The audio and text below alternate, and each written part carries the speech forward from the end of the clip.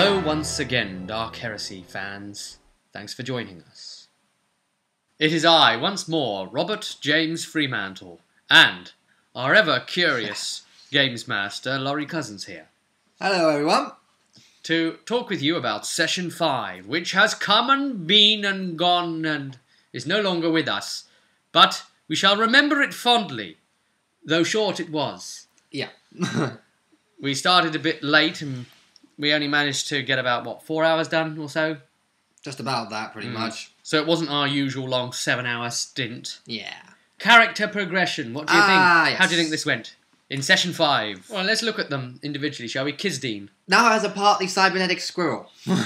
Yeah, what happened with that then? Apparently, Caractacus in his downtime added a cybernetic implant to the squirrel that only works when Caractacus was working on it. It doesn't work anymore. We'll just have to have an interview with the man about this character. Yeah. It's a sort of familiar that is useless. Pretty much. It's a familiar that doesn't do jack. It can't even scout, it's just... I would have thought it can read the user's emotions, the feelings. Yes, but it can't put anything back. No. I think what would have been funnier is if they'd have had the techie interface to have had it so that it was the other way round, so that he can only read the squirrel's feelings and emotions. Yeah, it's like nuts, nuts, nuts, you want more nuts. Yeah. Lots of nuts. I'm going to climb that, I'm going to spiral up it. And I shall peer from the top. And it should be her talking in a very hyperactive chipmunk voice. Yeah. Every now and then, you get a bonk to the head and the other voice takes over and you become a squirrel. We're being silly. As usual, Kizdeen was pickpocketing things. And Pickpocketing, stealing things in her usual fashion. Now, Caractacus Potts, who is a cleric with sort of engineering RP skills, and any of his skills in his latent sort of engineering abilities or the past he's from in that, he would pay advanced... Elite advances, which are more than what you'd pay normally. You're supposed to... Now, the way these elite advances work is you bid to your GM, don't you? You say, I'm prepared to pay X amount. You suggest which one you want, then you go on to an issue of like giving a good RP background. If the GM agrees to it, he may give you stipulations of how long it might take, how much extra time, any extra dice rolls you may want to take for it. If you want to learn a specific language that isn't in your career path or it's just some random language of a tribe, for example, as it puts in the book, the GM may have you take some charm tests to get someone to teach you. These elite advances are really for RP reasoning. If your character is going to do something out of his tree, you wouldn't be doing it just to abuse, just to cross-class. No. It could be something really bizarre, but a skill that you have genuinely encountered and do want to pay an elite advance for. And well, I suppose that was in his background package that he came in to the GM on day one with. Yeah. So, but somebody who's, for example, a psycho and also says, well, you know, I have become a master combatant with this blade. Yeah. And I'll be able to fight as well as any assassin because I have ingested the soul of an assassin. You'd start to maybe think they're trying to game the game a little bit, perhaps? Maybe. Whereas some sort of speak language, like a tribe that you've hung around, maybe you can now speak their language. But Caractacus Potts himself, he is a little overly fond of that hammer, as you just pointed out. He goes to bed with it. He strokes it, doesn't he? When he wants to kind of... I stroke my hammer gently. was one of one of his words. That's the line. I stroke my hammer gently. That's his little bit of threatening, you're for it if you mess with us, mate. Yeah. But I'm ecclesiarchy, so I can't come right out and say it. So I'll just stroke my hammer gently. And Jericho's is like, right, I point my gun at them. Jericho's has always got his gun out. My assassin has got the whole Boba Fett vibe. Walking around with, the gun slung around him. And possibly a jetpack at some point. Armed up. And a wrist-mounted flamethrower. Yeah, well. That'd be hilarious. Actually, it's a 40k universe, so you could probably do that. you can jump pack. So yeah. I'm not sure about wrist-mounted flamethrower unless you're a space marine, but hey. Caractacus Potts says that pretty much every problem can be solved with a hammer. Yeah, everything is better with hammers. We were in a crowded situation yesterday. Yeah. Where there was a lot of people milling around, as some particularly violent action that we were in no control of, and we didn't cause, I would add, broke out. He actually threw that thing in through a crowd. Yeah. Still managed to hit the bad guy. But was any innocents taken down? He gained a corruption point for throwing the hammer through a crowd, yes. Did he hit any innocents? That's pretty much the intended point of it. Yes. So he took some innocents down and gained some corruption. Yeah. Everyone gained some corruption on that day, more or less, almost. The Psycho gained some insanity, I think. You've actually been playing as a Psycho, haven't you? Raize. Yeah. It's about R-A-I-Z-E. Yep. What was your intention for you, the GM, bringing a temp character into this particular module? Well, for this one, there's a lot of issue with Psycho points that pop up here and there. Yes, it's very now because none of the characters will have any incidents of how they can access Psycho abilities or are actually latent Psychos themselves or whatever. As of yet, I haven't encountered it. So it would pretty much leave a lot of plot gaps where it's like, ooh, they won't pick up on this situation if there's no one here to notice it. It's like the whole issue we had with the tracking back in with maggots in the meat. No one had taken it, so we were at a brick wall that we can't pass. Mm. So you thought... So we had the brick wall here, so we've got to walk about 5 miles this way to get to the door. You thought it would be interesting, because it's very Psycho-related, to have a Psycho about to create a bit more interplay into the group for the theme of what this one's about. And also for having that Psycho about has also helped Pete's RP come about a little more, where he hates his Psychos so much. It's given him something to focus his character on, to help draw out the edges of his character's definition of definitely, hasn't it? Yeah. Yeah.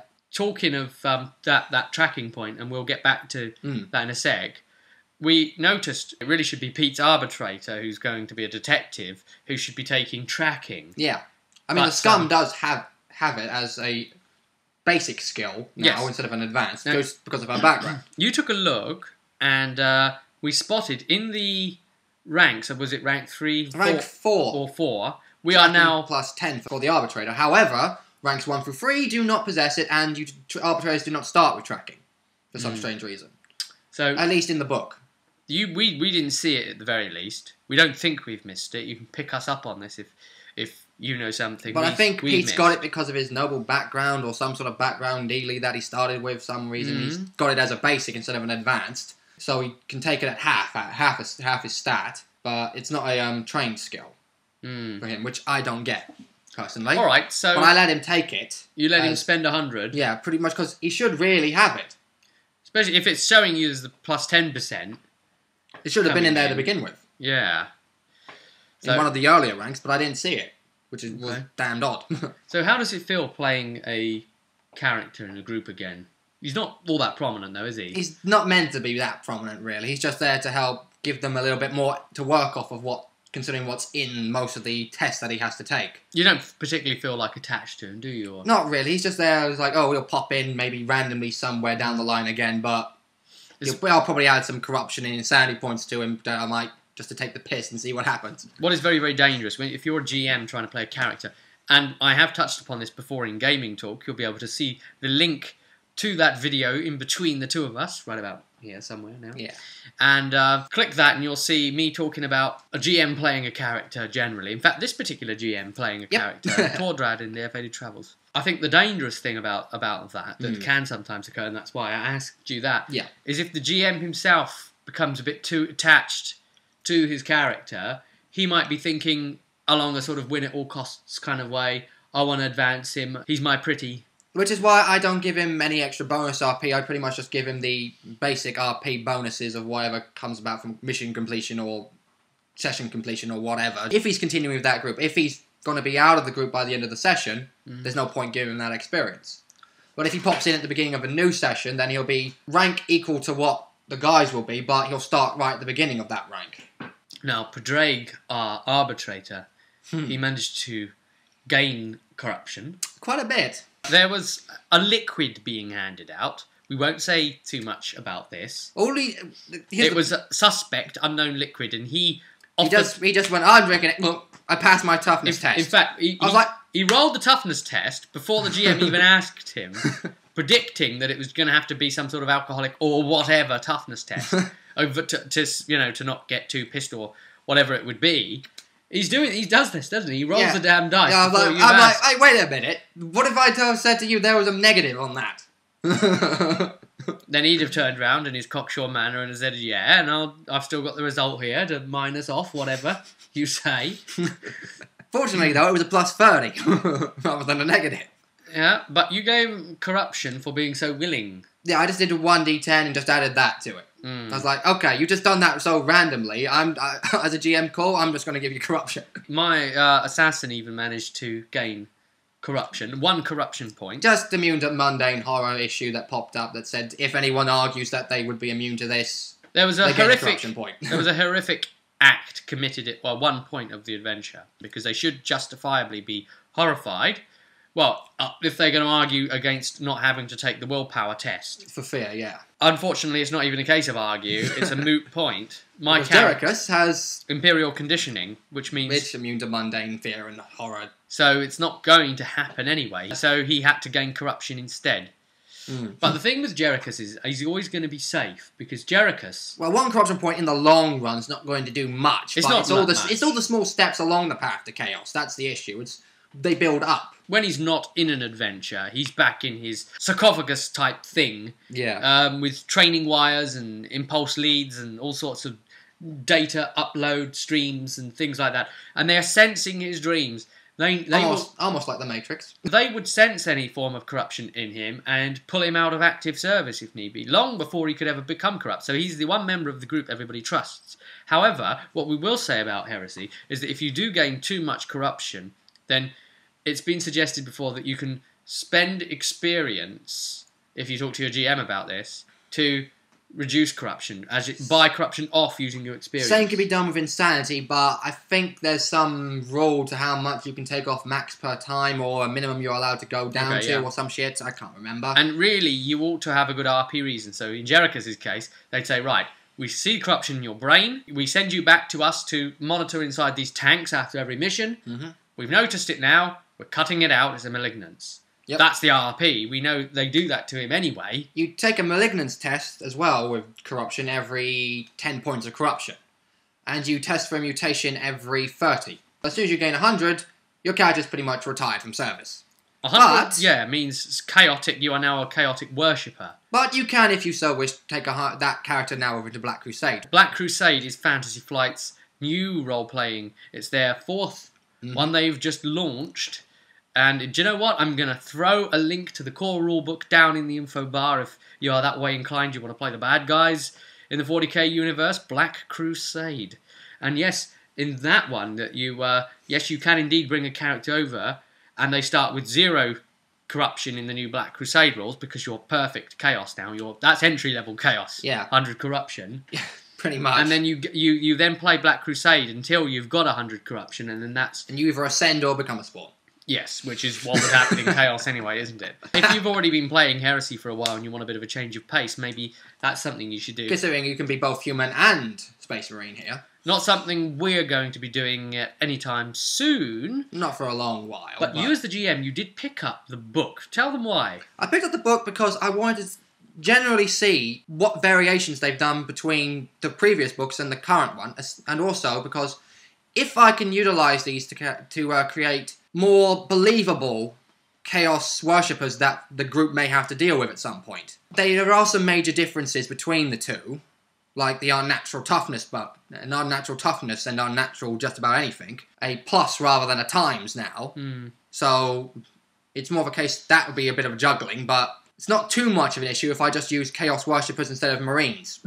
It gives you more NPC options to bring into Heresy even. Yeah, because there's nothing in any of the bestiaries, in any of the ones that I've currently got hold of, at least anyway, for Chaos Warriors or Chaos Heretics, at least. You've also been doing a bit of your own work on something else, haven't you? Yeah. One of the Xeno races. Yeah, I've been working a little bit on Eldar, but I've also been taking a look and see what they've already got down and try and work it out a little. So you've been trying to work out how Eldar could possibly be brought into Heresy. I mean, they've got the Dire Avengers somewhere. Black Crusade actually has Harlequins in there. Okay. But they've only got, like, 3 of the main major troop choices or whatever that you could take in the Eldar Codex that you could play on the tabletop. So I thought, okay, let's use these as a base and try and figure out what I can do. Another interesting moment within the adventure was a section where we were disturbed at a time that we weren't expecting. A strike force of military types. Yeah. And, you know, we're just a team. We're just 4 guys. Well, 5 with the GM's character. And in through the front door bursts 15 people. Yeah. All armed to the teeth, ready to kill, it seems. My first initial reaction is, well, if it was 2 or 3, alright, we'll engage them. Or 4 or 5, we'll engage them. But that's bloody 15. That's 15 guys at once. If I wasn't using the Psyker, it'd still be 12, but still, it's said to do 3 times the amount of the group. 15 guys, come on. What would you do if 15 armed military types, you know, proper sort of trained merc types, ex-Imperial Guards and that sort of thing, burst in together as a joint operation coming to kill you? You're going to go all out, aren't you? So I had a grenade ready to throw it down the stairs in amongst the lot of them. Now that's a blast 4. Obviously you can throw those things normally 3 times your strength bonus. 9 meters in my case. Yep. Although it's down the stairs over the... So that's could bounce a little. He was ready to throw it, and then Kizdeen, our scum, came along, grabbed it out of his hand, without the debating about it, and just threw it anyway.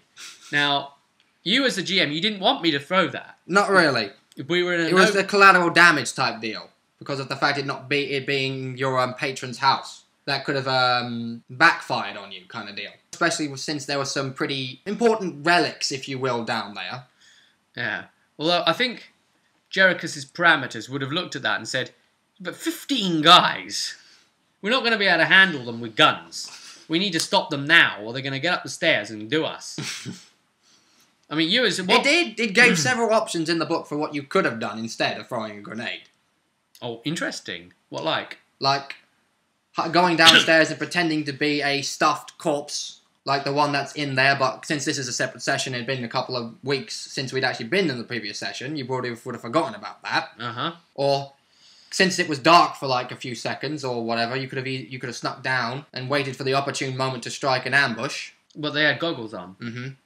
So that wouldn't have helped. And if we'd have their tracking set, they would have been able to see, yes, but they didn't have but their tracking sensors were messed up, so they wouldn't be able to track anything. If we'd have snuck down to try and become corpses down there, then they might have seen us sneaking down into our corpse positions, and would have been massively outnumbered. Really, you need to strike hard and fast against incoming threat like that, as I see it. But the thing that caught me right off guard on this one is not what you wanted to do or what Kizdeen did, but rather what Padraig wanted to do. He wanted to do... Okay, this takes it straight from Lord of the Rings 2 Towers film. He wanted to do a Legolas with the Uruk-hai shield. He wanted to ride down the stairs on his shield and kick it at the nearest guy. If he did that, oh dear. I don't know what I would have done. You was talking about doing it. Yeah. At what point that you're talking about it are you actually doing it? Now that's a good point, isn't it? Exactly. You're saying it? Are you going to do it now, or is that what you want to do? Are you just thinking out loud, or are you instructing your GM that your character is attempting to do this crazy exploit? Because if it wasn't for the fact that we were joking about with the whole Legolas routine, I may have just let him do it straight away and have to nullify him a fate point, as you said, because all the guys shooting at him whilst he's unarmoured. Yeah. You just woke up in the middle of the night. You've probably only got one weapon and no armour on right now.